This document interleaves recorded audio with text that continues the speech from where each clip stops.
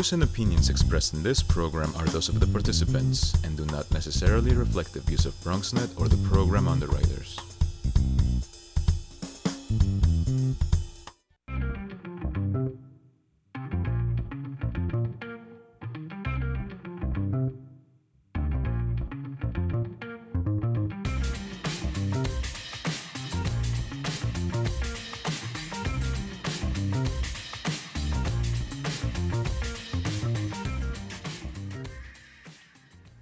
Hey there, welcome to the Bronx Buzz. This is Bronxnet's weekly program where we talk to journalists, reporters, writers, editors, photographers, videographers, whoever is in Bronx media, and give you a little insight as to who they are and what they're thinking about when they put pen to paper or this to the computer, as we do in the modern world.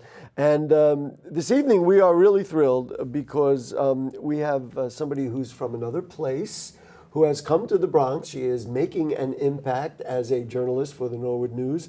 And we're going to spend, actually we don't do this, but because she's so interesting and has stories to tell about her homeland and everything else, we're going to spend the whole program with Síle Moloney. Nice to have you with us. Thank you very much for having me, Gary. Welcome to the Bronx. Thank you. Let's get the backstory. Where are you from? When did you come here? Why did you come here? And how happy is the Norwood News to have you? Well, I don't know how happy the Norwood News is. So far, happy. so good. So far, so good. Okay. I hope so. Yeah, so I'm from Ireland, Gary. I moved to the States last August. I'm currently studying for a master's degree in journalism at the Craig Newmark Graduate School of Journalism, part of the CUNY network. Mm-hmm. So I've just completed my second semester and I've got one semester to go. I'm from Ireland originally, County Clare, which is in the southwest.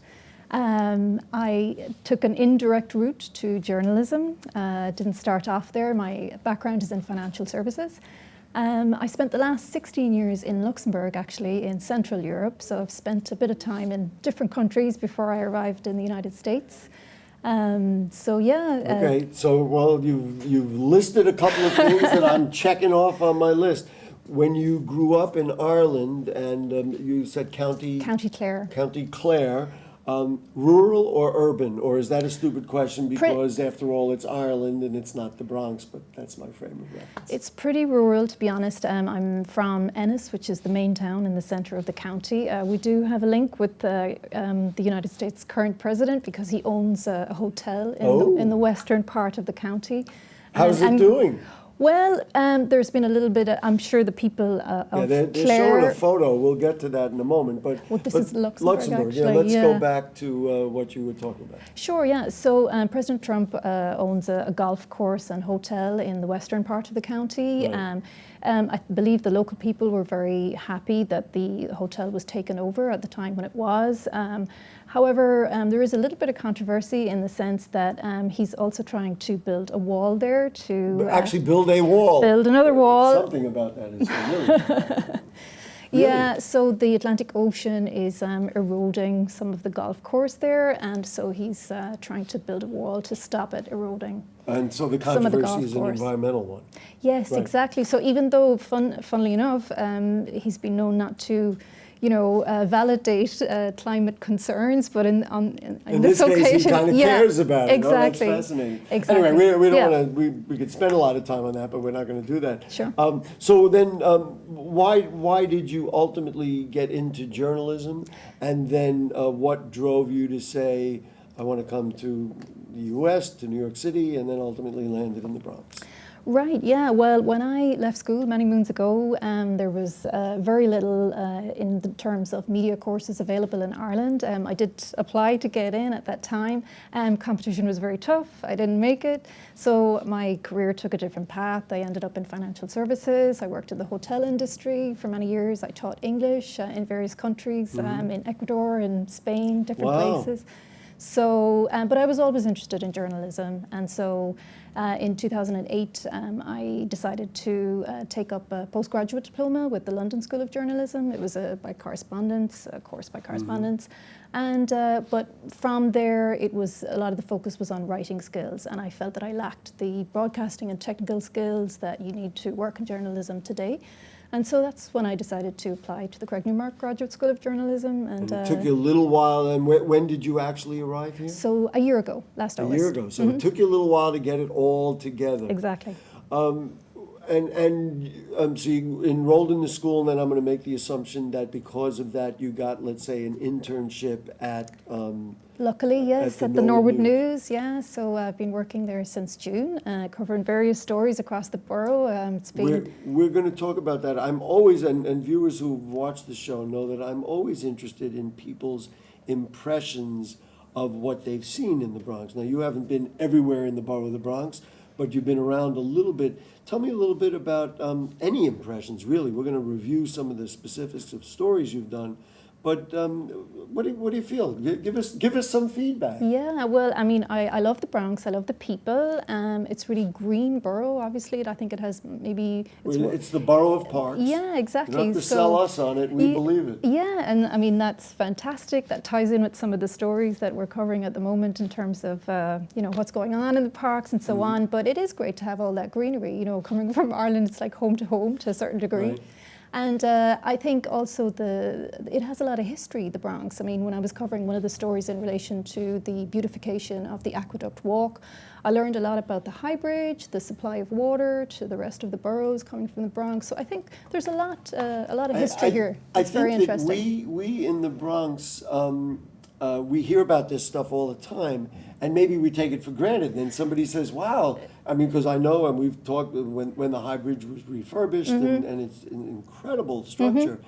I guess it takes somebody from the outside to say, you know what, you got something really good over there. Yeah, exactly. Speaking of history, and they did show, and I want to get back to those two photos that we have of Luxembourg. Sure. Because you lived there for a period of time. I did. It's a small country, right, kind of in the center of Europe, really. Exactly. So it's bordered by Belgium, France, and Germany, and actually it's 500,000 people approximately who live there. Probably half of those are immigrants.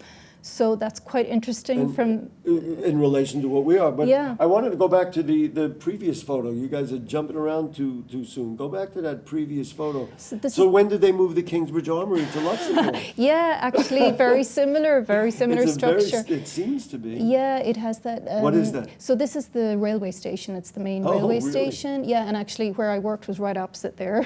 Wow. And then the second photo, I want to take a look at that second photo. And my reaction would be, when did they move Lehman College to? There you go. Yeah, absolutely. What is this? Yeah, I'm not actually familiar which building that is. No. Well, then unless it's from a different. A trip. We'll be live from Luxembourg. Yeah, it's not. It could be the back Where of is the it? palace. The palace. It could be. It could be the back end of the palace. Palais the front. Luxembourg. Yeah.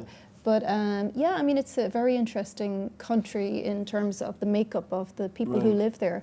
They house a lot of the European institutions. It's a big financial hub. So people come from all over the place? All over the place. A lot of Americans. NATO, I believe, are there. Mm-hmm. So, yeah. That is fascinating. And, of course, here's somebody who comes from a place that is, I mean, maybe really all over the world is an international place. Mm-hmm. But then you come to the Bronx that is, an international place. In terms of what you ultimately want to do, or I'm guessing that you're doing a lot of what you want to do, that is to be covering stories in kind of interesting places, and what's more interesting than the Bronx. Exactly, yeah. I mean, we cover all types of stories at the Norwood News, but I mean, generally, I'm personally interested in social justice issues, but yeah, I mean, anything, international stories. I mean, everything that's going on with Brexit at the moment obviously impacts Ireland as well. Right. So yeah, and of course the United States. Of course, yeah. And just give me some other impressions about the people of the Bronx, people that you've met, and are they like people everywhere else? Are we distinctive in some way? Well, I'd say you're great talkers, which is great when Well, that's because you come on my show, and of course that's what we do. Well, as a journalist, that's obviously a great asset. So when you say great talkers, what do you mean? Well, when you're interviewing people are not shy to share their opinions, and that's exactly what you want. So yeah, there's no holding back people sharing their opinions and getting information. I'm going to give you an impression. I know I've obviously lived here for my whole life, essentially. Mm-hmm. When I walk into a deli on either an afternoon and people buying lunch, or I'm, just on a Saturday morning and everybody's picking up a couple of items, that kind of thing.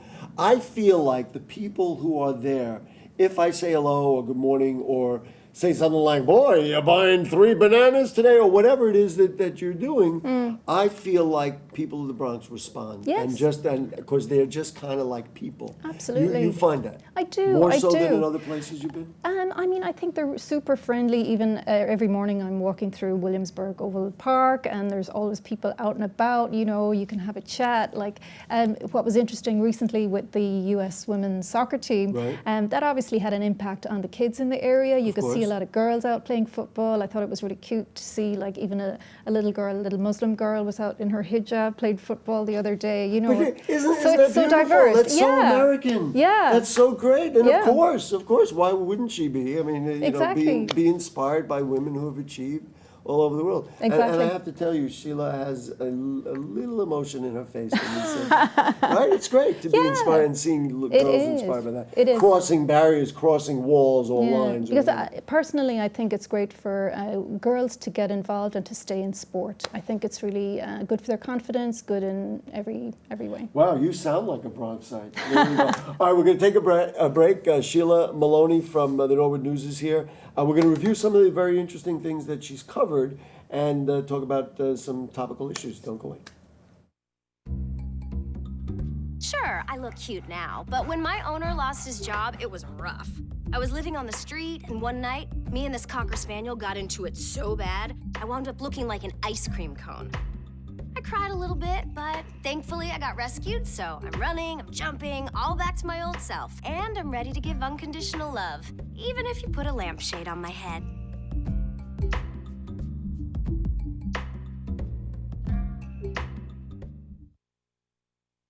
It's not always easy being a dad. Do you have panda asthma too?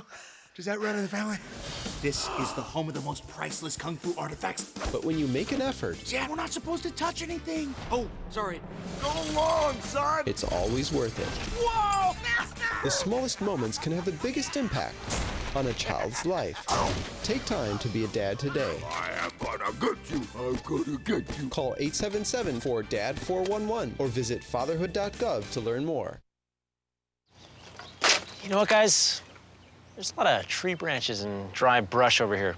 We should probably move the bonfire over there.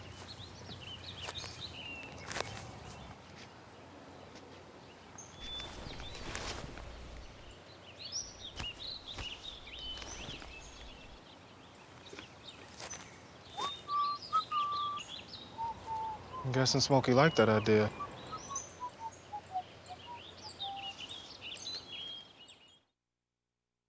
Hey, it's Ava, and this is Tess from Vivo's Do It Yourselfie, where we recreate the hottest looks from today's biggest music videos. After cleaning out our closet, we have a lot of clothes we don't wear anymore. Like this old t-shirt. It's not garbage, it's actually a brand new rug. And to make it, all you need to do is cut, tie, and glue. Cut the t-shirt into strips. Tie the strips into knots. And glue the knots to the bath mat. I love it. Give your garbage another life. And recycle.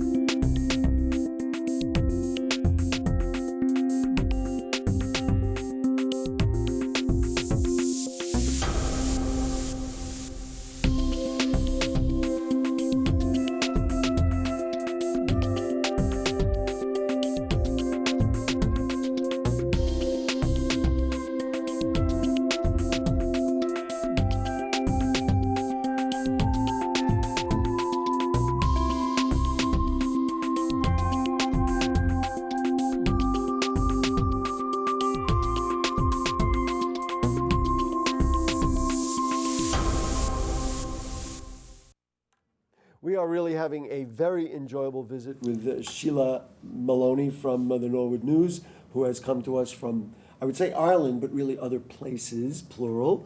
And so you've done a lot of writing, and some of it, all of it that I've seen is very, very interesting.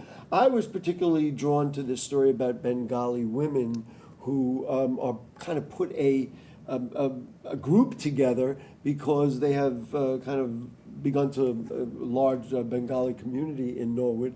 And you wrote about it. Why don't you tell me about who they are and what was interesting about what you found? Sure, yeah. So in our print edition, we're putting a two-part series together. Oh, so we've only seen part one. Part one, yeah, was I'm going to mark that down on my issued. paper. Part two coming up. Stay tuned. That's it. So last week we issued part one. So yeah, it's Sanjana Khan and Aisha Akhtar are the co-founders of LAL. LAL means red in the Bengali language, and it signifies importance to their culture.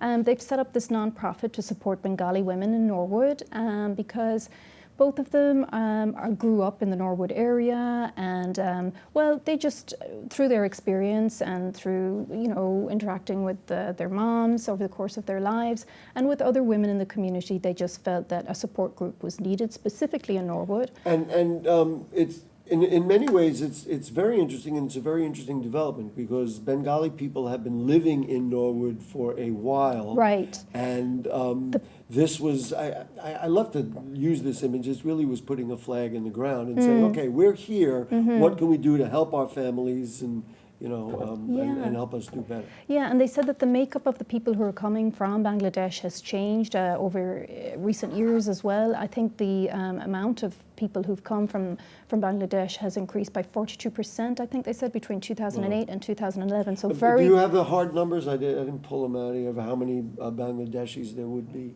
I have the numbers somewhere. I know 1/5 of all Bangladeshis in the city, I believe, are resident in the Bronx, so quite a large community. And many of them, of course, you don't have to kill yourself to find the number. I'm just curious. Yeah, well, it's definitely a couple of thousand anyhow. I don't have it broad. Okay. Yeah, definitely. And yeah, so. So what kinds of things are they doing? I mean, the goal is to empower women. Exactly. Women like them. What kinds of things are they doing to do that? Yeah, so they're starting slowly, and they've got a three-prong approach at the moment, where the first issue is language. In comparison with India, for example, where English is the first language, so a lot of immigrants from India are not as, you know, in such a bad situation when they come here. But obviously, it's a bit of a barrier for the Bangladeshi community here. So, and obviously, a lot of the women are, you know, it's a predominantly Muslim country, and in their home country, they have to be accompanied by a male member of the family in order to get out and about. So when they come here, things don't change that much. And so they don't have that much opportunity to go out and mingle with people. So do they still adhere to those customs? Or now that they're in America, they say, you know, it's almost like, I don't know, you wouldn't know the West Side Story movie where she says, I am a woman in America now and I can do what I want to do. Well, I think that's where Sanjana and Aisha are coming in exactly. They're bridging that little gap there, and they're, you know, going to assist these women to navigate the transportation system so that they'll be more comfortable venturing out into the city. Their own. Exactly. And you know, there is while we can just say, okay, well, then they learn to do this or whatever it is, there is always, with any culture coming into, you know, the United States or living in it, there is a tension between where we're from and our tradition, and here, of course, things might be different. And for you? For sure, absolutely. Give me an example.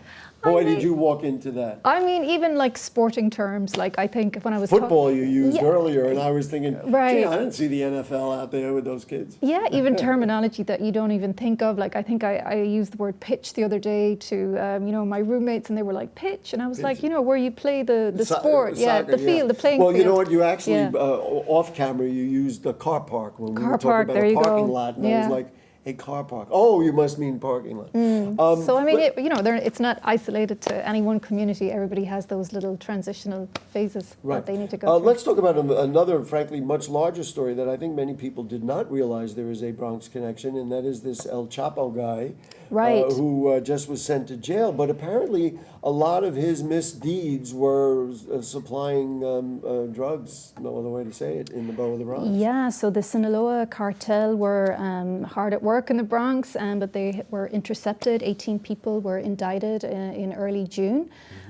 So we're waiting on the outcome of how their trials are going to progress. But in the meantime, at that time, a number of government, federal agencies and city agencies got together to intercept $7 million worth of drugs. I think this photo, by the way, is, I guess, the press conference, right? So yeah, this was after the El Chapo hearing in the Eastern District Courthouse in Brooklyn, where El Chapo was sentenced to life in prison, plus 30 years and plus financial penalty of $12.7 billion. I'm always interested in journalists. What's it like to cover a story like that? You know, this is a very large story. This is an international, for want of a better term, terrorist. He's going to jail, and here you are coming to another country and reporting for the Norwood News. Your impressions, your thoughts? Well, I mean, the priority, I suppose, was to try and link the story back to the Bronx, and that, you know, the Sinaloa cartel Did you know was that going link. in? Yes, I did. did. That was the reason I went out, actually, Right. to the trial. But I mean, it was interesting even to see the difference in comments from Mr. Guzman's U.S. attorney and his Mexican-based attorney. His Mexican-based attorney cited after or during the press conference that the fortune, the El Chapo fortune, is not the property of the United States. It's the property of Mexico, and he's trying to currently relocate El Chapo back to Mexico. So yeah, it was very interesting to cover that story. And well, we hopefully, I mean, no, he's escaped before. I would like to assume that in the U.S. federal prison there'll be none of that shenanigans. Yeah, they have appealed, so we'll see. Another issue that is important to the Bronx and has many implications all over the Bronx is the notion of people riding bicycles and getting an opportunity to ride bikes. I know that the Tour de Bronx last fall set records, something like 10,000 bicyclists, which is frankly very extraordinary. The city is undergoing a transformation to some degree, trying to encourage people with bike lanes and all those kinds of things. Now, Citibank has announced they will be expanding to the Bronx. Talk about that a little bit, and then I want to talk about the implications of that. Sure, yeah. So last week, as you mentioned, the Department of Transport announced the phase 3 of the expansion of the City Bike program, so primarily benefiting in the initial stages, the southern part of the Bronx.